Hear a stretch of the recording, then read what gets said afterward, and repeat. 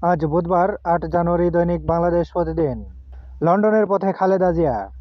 নির্বাচনী মাঠ সাজাচ্ছেন তরুণরা। চলছে কর্মসূচি আর সাংগঠনিক শক্তি বৃদ্ধির কাজ। সরাসরি ভোটে রাষ্ট্রপতি চায় নাগরিক কমিটি। ভোট বিলম্ব মানবে না বিএনপি। স্থায়ী কমিটির বৈঠকে নির্বাচন সংবিধান ঘোষণাপত্র নিয়ে আলোচনা। শিল্প ধ্বংসের আরেক চক্রান্ত। গ্যাসের দাম বাড়ালে পড়বে নানামুখী প্রভাব। বড় সংস্কারের পথে শেয়ার বাজার। প্রধান বিচারপতি ন্যায় বিচারটা দেখতে চাই। প্রধান উপদেষ্টার সঙ্গে জামাতে আমিরের বৈঠক। পুলিশে চাকরি পাবেন আহত ১০০ জন। খেলাফি ঋণ ৬ লাখ কোটি ছাড়িয়ে যেতে পারে। পিএমআই সূচক প্রকাশ, আস্থা পাচ্ছেন না ব্যবসায়ীরা। তিব্বতে ভূমিকম্পে লণ্ডভণ্ড বাড়িঘর। ভূমিকম্পে লণ্ডভণ্ড তিব্বত। নিহত ১২০, কেঁপেছে বাংলাদেশও। সচিবালয়ের সামনে ফের তুলকালাম। প্রাইম এশিয়ার ট্রাস্টি বোর্ডের পদত্যাগ দাবি। শিক্ষার্থীদের লাঠিপেটা করছে পুলিশ। প্রেস উইং, হাসিনা সহ ৯৭ জনের পাসপোর্ট বাতিল।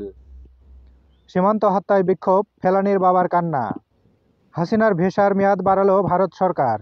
শেখ পরিবারের ব্যাংক হিসাব তলব। ১৫ বছরে সাভার অর্ধেক টিলা। সিলেটে প্রাকৃতিক সৌন্দর্যে কোপ। চাল আমদানিতেও মিলছে না সুফল। ৬০ টাকার নিচে মিলছে না কোনো চাল। এইচএসসির ফরম পূরণ মার্চে, পরীক্ষা জুনের শেষ সপ্তাহে। প্রস্তাব অনুমোদন, ১,০২৭ কোটি টাকা ব্যয় হবে এলএনজি ও চাল আমদানি। নির্মম ২ হত্যাকাণ্ড। রাজধানীতে গভীর রাতে ক্ষতবিক্ষত লাশ উদ্ধার। রংপুর স্ত্রীকে অ্যাসিডে ঝলসে খুন। সন্ত্রাসী কালাম বাহিনীর প্রধানসহ গ্রেপ্তার ৪। দ্বৈত পাসপোর্ট অনুসন্ধানে দুদক।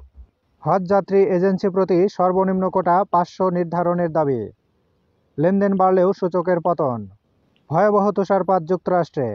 ১০ লাখ বাংলাদেশি সহ ৬ কোটি মার্কিনী গৃহবন্দী। ১০,০০০ ফ্লাইট বাতিল। নাফিস শরাফতের বাড়ি জমি ১৮ ফ্ল্যাট ক্রোকের আদেশ।